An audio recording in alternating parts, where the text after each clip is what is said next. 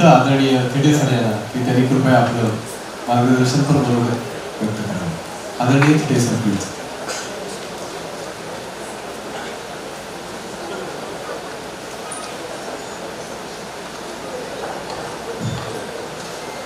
आजच्या आपल्या महानिर्मिती कंपनीच्या वर्धमान दिनाचे कार्यक्रमाचे अध्यक्ष आणि आपल्या कंपनीचे अध्यक्ष व्यवस्थापकीय संचालक आदरणीय राधाकृष्णन साहेब, व्यासपीठावर उपस्थित मेरे सहकारी, माझे सहकारी आंबळे साहेब, नागपूर साहेब, वाघ साहेब, सपटे साहेब, भोपळे साहेब, चांदीकर साहेब आणि उपस्थित माझे अधिकारी मंडळी, तसेच आपल्या विविध निर्मिती मंडळामध्ये कार्यरत असलेले आपले अधिकारी कर्मचारी, आपले सगळे स्टेक होल्डर, आपले कंपनी कामगार यांना सर्वप्रथम मी आपल्या वर्धमान दिनाच्या शुभेच्छा देतो.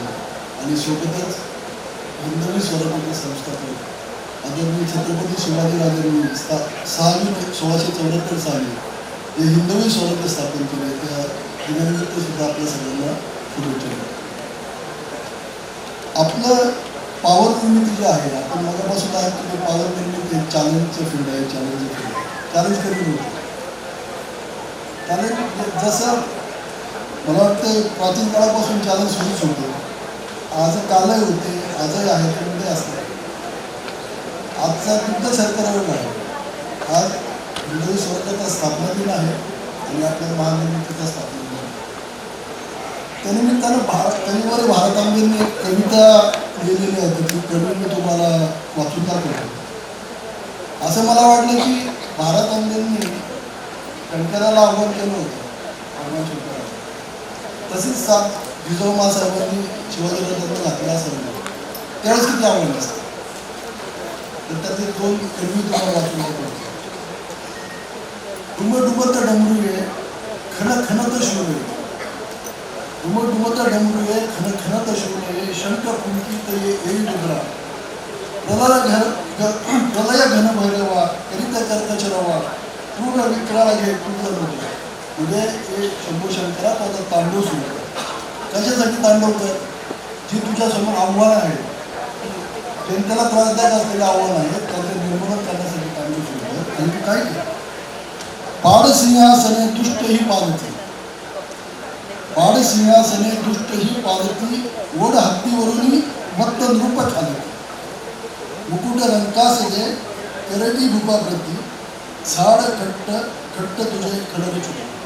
म्हणजे तू या सगळ्या पाचवीपणाचं निर्धारण कर आणि एक चांगलं असं एक सुशासनान असे जे आव्हान केलं होतं भारतामध्ये, तसं जिजाऊ साहेबांनी केलं असावं. आणि शिवाजी राजांनी त्याला प्रतिसाद देऊन हिंदवी स्वराज्याची स्थापना केली. म्हणून मी सुस्वरूप शिवछत्रपतींना पुन्हा मानाचा मुजरा करतो. आणि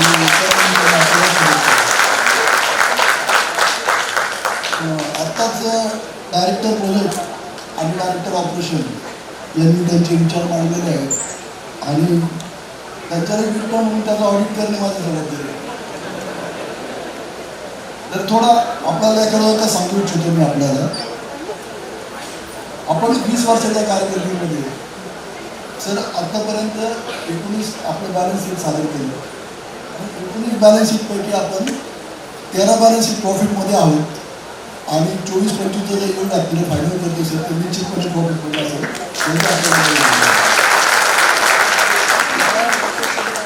तर आपण 24-25 मध्ये MMT रेग्युलेशन सादर केलं होतं आयोगाकडे.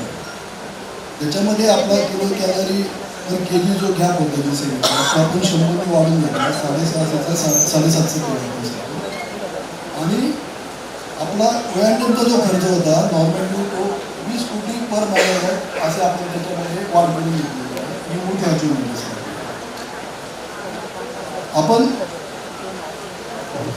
जे 25 साठी 8 वर्षांचे पिटिशन सादर केले तर हे अतिशय वेळेवर आणि अतिशय दर्जेदारपणे आपल्या RCBच्या टीमने सादर केलं आणि त्याच्यामुळे जो आपल्याला फायदा झालेला आहे तो थोडक्यात सांगू शकतो. याच्यामध्ये साधारणपणे 3,003 कोटीचे आपल्याला वित्तीय उपलब्ध होता, म्हणजे फ्लोरमध्ये पैसे भेटलेले आहेत. त्याच्यामध्ये 2,814 कोटी फ्लोरचे आहेत, गाडगरचे 190 कोटी आहेत आणि बाकीचे जे चार्जेस आहेत असे म्हणून 3,003 कोटी आहेत. त्याच्यानंतर सर पहिल्यांदा पे रिव्हिजनमध्ये आपला जो इम्पॅक्ट होता पे रिव्हिजनचा तो आयोगाने मान्य केलेला आहे. म्हणजे सगळ्यात महत्त्वाची गोष्ट आहे. शिवाय येत्या 5 वर्षामध्ये आपण जी कामं करणार आहोत, आपण कामं करताना ती गरजेच्या स्वरूपाची व्हावी, ती वेळेत व्हावी अशी आपली धारणा असली पाहिजे. तसं दृष्टांत आपल्याला प्रत्येकाला द्यायला पाहिजे.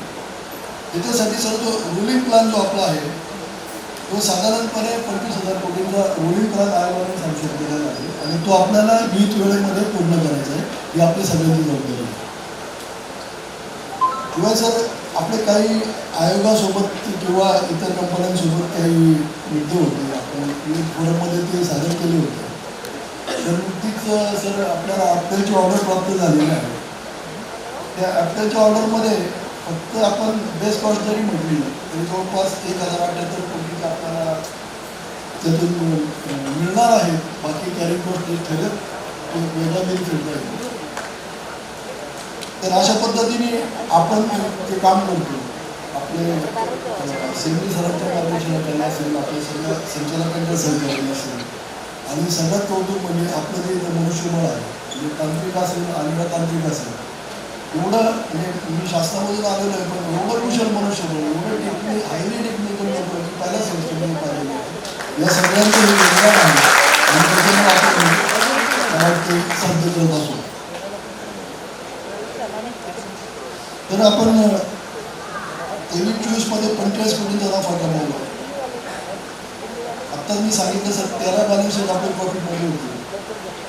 पण सर जबाबदारी वाढलेली आहे आणि जबाबदारी वाढलेली असल्यावरती आपल्याला प्रत्येक ठिकाणी खंबीर स्टँड घेऊन मी माझी कंपनी आहे आणि कंपनीसाठी मी आज सर्वस्व देण्याच्या भावनेतून काम करतो.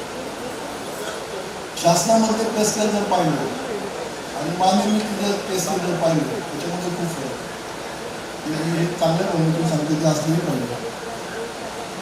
पण आपण त्या पद्धतीने आउटपुट देतो का, त्या पद्धतीने आपण काम करणार का? ही माझी कंपनी आहे, इथं प्रत्येक होणारा खर्च, प्रत्येक होणारी ॲक्टिव्हिटी माझ्या घरातली ॲक्टिव्हिटी आहे, या भावनेतूनच आपण काम केलं पाहिजे. आणि सर आपण सगळे तशी आज मला वाटतं शपथ घेण्याची वेळ आलेली आहे, तशी आपण शपथ घेऊ. तर आम्ही फायनान्स डिपार्टमेंटमध्ये काम करताना किंवा RCBमध्ये काम करताना काही गोष्टी ठरवलं.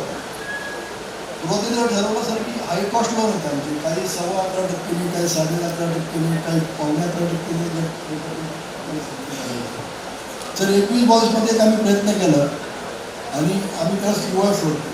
असे बऱ्याच एजन्सी आहे जे आम्ही करून देऊ, रेटमध्ये रिडक्शन आणू म्हटलं आपण हा प्रयोग केला.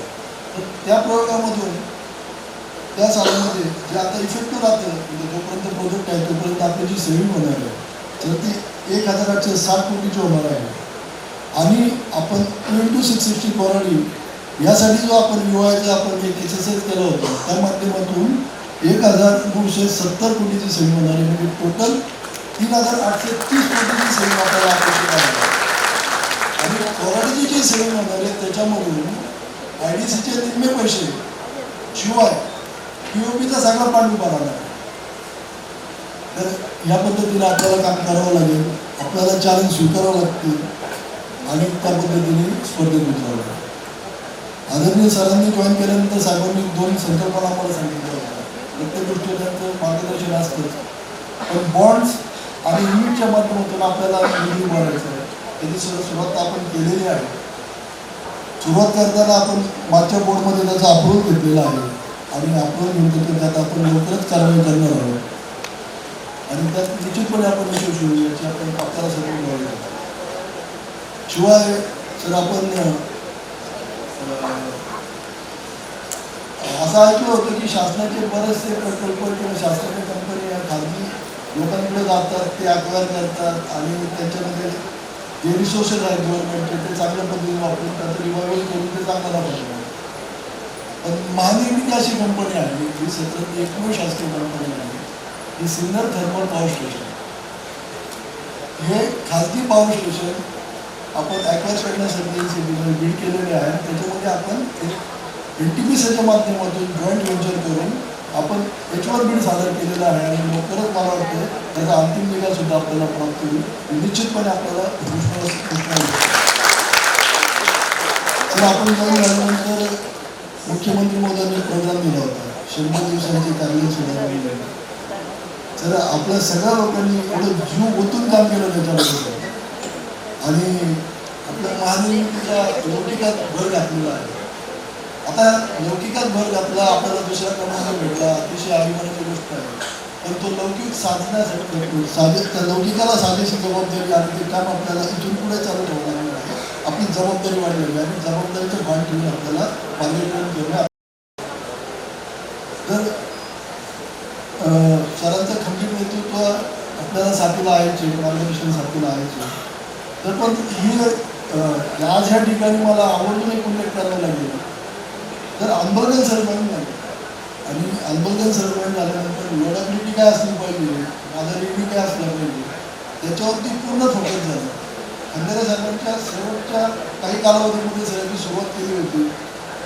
हा मुद्दा मुख्यमंत्री महोदयांनी जेव्हा मिटिंग झाली होती पोस्ट ऑफच्या संदर्भामध्ये, त्यावेळेस मला वाटतं ठाकरे साहेब मुख्यमंत्री होते. तिथं हायलाईट झालं की तुमची कॅपॅसिटी किती आहे, तुम्ही आउटपुट किती द्याल, कोळशाचं कन्झम्पशन कसं आहे, तुम्हाला लागले तर आता साहेब शासन केले पण तुम्ही या गोष्टी तिथं सिद्ध केल्या पाहिजे. आणि ते चॅलेंज स्वीकारून आपण याच्यावरती काम करायला सुरुवात केली सर. आणि 23-24 आपल्या रेव्हेन्यूमध्ये 7,000 कोटींची वाढ झाली आणि त्या वर्षात आपण मिनिमम कर्ज उभारण्याचा गरज पडली आपल्याला. म्हणजे हीच आपल्याला आता परंपरा चालू ठेवावी लागेल आणि त्या पद्धतीने आपल्याला सिद्धता ठेवावी लागेल. सर युथ स्पर्धेचं आहे, स्पर्धा कायमच आहे, कालही होती, आजही आहे आणि उद्या असणार. पण सर मला असं वाटतं की स्पर्धा असताना आपण गेल्या 2 वर्षापासून एक मोहीम हाती घेतली होती, मिशन झिरो डिसअलॉवन्सेस. आजचे जर आपण आजचे पाहिले तर या व्यासपीठावर सांगण्याची हिंमत होत नाही मला आपल्या डिसअलॉवन्सच्या हाती. खरं तर आयोगाने ठरवून दिलेले जे मापदंड आहेत त्याच्यानुसार आपली कारवाई झालीच पाहिजे, आपली कामगिरी झालीच पाहिजे आणि झिरो डिसअलॉवन्स झाला पाहिजे. हे आपण आपल्या मनाची खुंटाट बांधली पाहिजे. तर दुसरा एक विषय आहे, आपले जे प्रकल्प सुरू होतात महानिर्मिती त्याच्यातले अनेक प्रकल्प माझं ऑब्झर्वेशन आहे 90% जास्त प्रकल्प वेळेत पूर्ण झालेले नाही. आणि त्याच्यावरती आपण IDC लॉस झालेला आहे तो खूप मोठ्या प्रमाणात झालेला आहे आणि जनरेशनचा लॉस त्या पद्धतीने झालेला आहे. म्हणून प्रत्येक प्रकल्प हा वेळेत पूर्ण झाला पाहिजे. तर तिसरा विषय आहे की खर्चात वाजवीपणा असला पाहिजे. प्रत्येक ठिकाणी कशी काटकसर करायला पाहिजे. मी माझ्या घरात चॅनल्स ऑफ फायनान्शियल प्रॉपर्टीज म्हणतो सर आपण आता, मी माझ्या घरात 1 रुपया खर्च करताना जी काळजी घेतो तीच काळजी मी माझ्या कंपनीत 1 रुपया खर्च करताना घेतली पाहिजे. तर ही त्रिसूत्रीची अंमलबजावणी व्हावी अशी मी इच्छा व्यक्त करतो आणि सगळ्यांना परत एकदा वर्धापन दिनाच्या शुभेच्छा देतो. जय हिंद, जय भारत.